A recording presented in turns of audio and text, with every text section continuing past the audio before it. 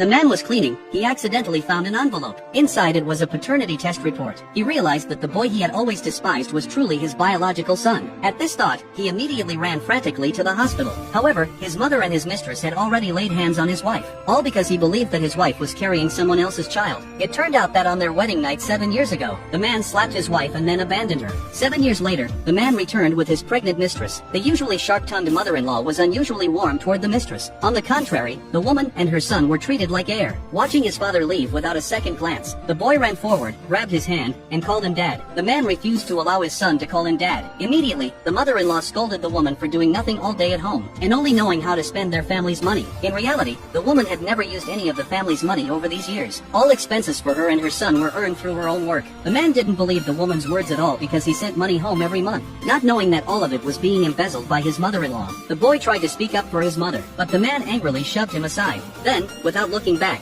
he left mercilessly. The woman watched her son weeping bitterly and felt immense heartache. She asked her son whether he was willing to leave with her. The son said they had waited for his father for 7 years and didn't want to give up. He begged his mother to give his father 3 more chances. If his father still didn't change after 3 chances, they would leave. When they returned home, the mistress provoked the woman. It was then that the woman learned that over the past 7 years, every letter she had written to her husband had been intercepted by the mistress. When the mistress saw the man approaching, she deliberately splashed ink onto her own skirt, accusing the woman of encouraging their son to ruin her skirt. The man immediately ordered his son to apologize to the mistress. Not even listening to his son's explanation, the woman hurriedly pulled her son to her side and stated that he would never apologize for something he hadn't done. The man demanded that the woman pay compensation. In anger, the woman hurled money at him, telling him to take it to the hospital to treat his eyes so he wouldn't remain blinded by the mistress. Her words completely enraged the man, and he grabbed the ink and splashed it onto her face. This act completely squandered the first chance their son had given him. Soon, the man faced the second test from his son. Over the years, the son had been constantly mocked by classmates for not having a father. He longed for his father to attend a parent-child sports day with him. Although the man did come, he brought his mistress to choose a school for their unborn son. Amid another round of ridicule from his classmates, the man lost his second chance. The woman wanted to explain that the boy was indeed the man's biological son, but the man absolutely refused to believe it. At that moment, the mistress deliberately fell down the stairs, accusing the boy of pushing her. The man instantly felt profound hatred for the son, cursed at him, and then anxiously rushed the mistress to the hospital. The son explained to his mother that he had not pushed the mistress. The woman knew her son was being framed.